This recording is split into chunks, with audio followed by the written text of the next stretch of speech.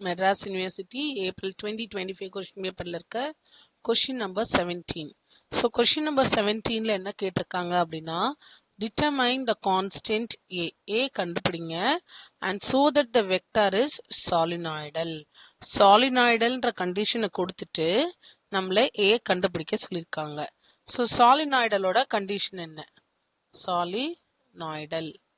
சாலினாய்டலோட கண்டிஷன் del dot, நடுவில் வந்து டாட் வந்ததுன்னா சாலினாய்டல், கிராஸ் வந்ததுன்னா இர்ரோட்டேஷனல் சொல்லணும். ஸோ இது வெக்டார் வந்து இங்கே வி கொடுத்ததுனால வி வெக்டார் ஈக்குவல் டு 0. இதுதான் சாலினாய்டலோட கண்டிஷன். Del dot V vector equal to 0.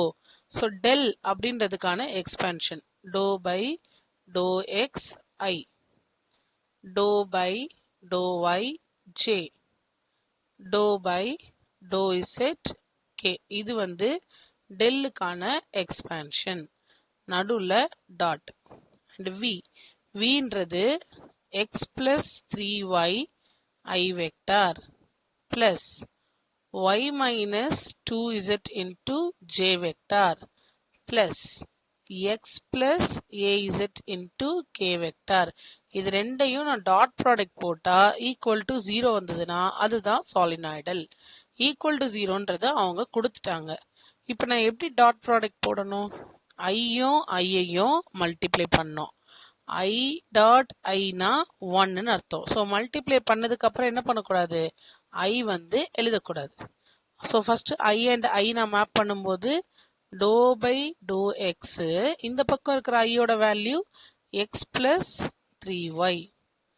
அதே மாதிரி ஜேவை நான் மேப் பண்ணும்போது டோ பை டோ ஒய், ஜேக்கு வந்து என்ன பண்ணுறீங்க? ஜே மட்டும் பாருங்க. ஸோ ஜேலேருந்து இந்த ஜே டேர்ம் மட்டும் பார்க்கணும். பார்க்கும்போது டோ பை டோ ஒய்க்கு ஒய் மைனஸ் 2z, மீதி இருக்கிறது z k vector. So do by do z x plus a z. ஃபர்ஸ்ட்லேருந்தே நான் 0 0ன்னு சொல்லிட்டே வரேன், ஏன்னா இது சாலினாய்டல். இப்போ இது என்ன மீன் பண்ணுறாங்க? டோ பை டோ எக்ஸ்னா என்ன? இந்த பிராக்கெட்டில் இருக்கிறத இந்த டேர்மில் இருக்கிற எக்ஸை டிஃப்ரென்ஷியேட் பண்ணுங்க. ஃபர்ஸ்ட் டேர்மில் எக்ஸ் இருக்கு, அப்போ நான் அதை டிஃப்ரென்ஷியேட் பண்ணால் 1.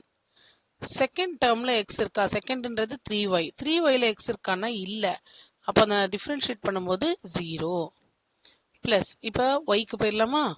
ஃபர்ஸ்ட் டேர்மில் ஒய் இருக்கு, ஸோ டிஃப்ரென்ஷியேட் பண்ணால் 1.